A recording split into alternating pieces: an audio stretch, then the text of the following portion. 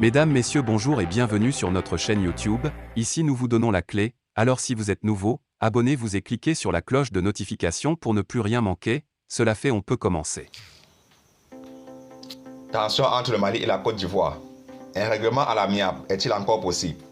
Mardi soir, les autorités ivoiriennes se sont enfin exprimées officiellement sur le cas des 49 militaires ivoiriens arrêtés le 10 juillet à leur arrivée à l'aéroport de Bamako. Accusés par les autorités maliennes d'être des mercenaires, Abidjan a livré sa version qui correspond à celle des Nations Unies, même si une certaine dose de flou demeure. Abidjan le dit clairement, les 49 hommes sont des militaires de l'armée régulière ivoirienne.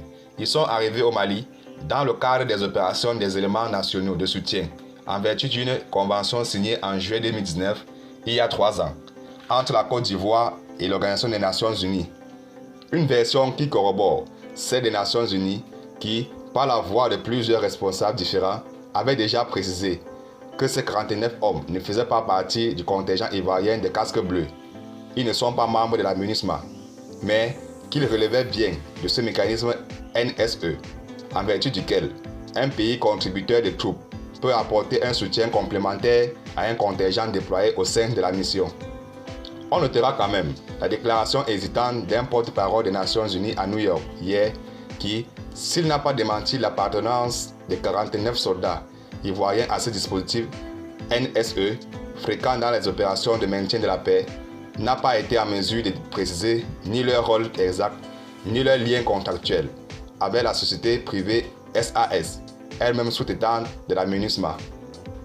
Un haut responsable des Nations Unies à New York a quant à lui affirmé à RFI sous couvert d'anonymat que les 49 soldats ivoiriens n'étaient pas NSE. Des déclarations contradictoires et confuses qui, vu le contexte, renforcent le doute. Abidjan demande en tout cas à Bamako de libérer sans délai les militaires ivoiriens injustement arrêtés. Une libération à laquelle la Côte d'Ivoire veut encore y croire.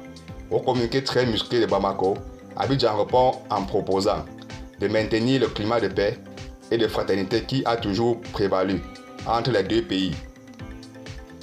La balle est donc dans le camp des autorités maliennes, mais ce qu'Abidjan vient de dire officiellement n'a en fait rien de nouveau pour Bamako.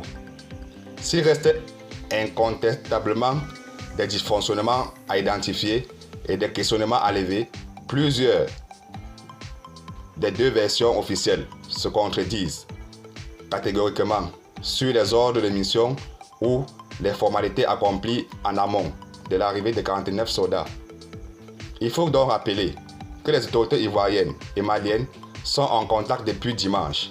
Depuis dimanche, Abidjan martèle que les 49 hommes sont des soldats réguliers venus soutenir la MINUSMA. Et cela n'a pas empêché Bamako de répondre en substance « Non, pour nous, ce sont des mercenaires » et d'annoncer qu'ils seraient traduits en justice. Bamako a déjà pris le parti de la défiance, voire de l'hostilité vis-à-vis de son voisin ivoirien. Choisir l'apaisement, ce serait donc faire machine arrière. L'emploi du terme mercenaire n'est pas d'ailleurs anodin.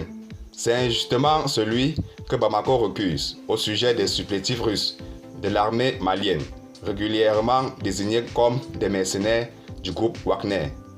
Alors que Bamako les présente toujours comme des simples instructeurs qui viennent dans le cadre de coopération avec l'État russe. Il y a donc clairement un message politique dans cette affaire qui n'est pas adressé seulement à Abidjan. On peut aussi rappeler que la Côte d'Ivoire est l'un des pays qui, au sein de la CEDEAO, a toujours défendu une ligne dure face aux militaires putschistes de Bamako, notamment sur la question des sanctions qui ont finalement été levées le 3 juillet et les relations entre les deux pays se sont considérablement dégradées. Abidjan accueille d'ailleurs des personnalités recherchées par la justice malienne, Karim Keïta, fils de l'ancien président Ibeka, ainsi que les opposants politiques en exil.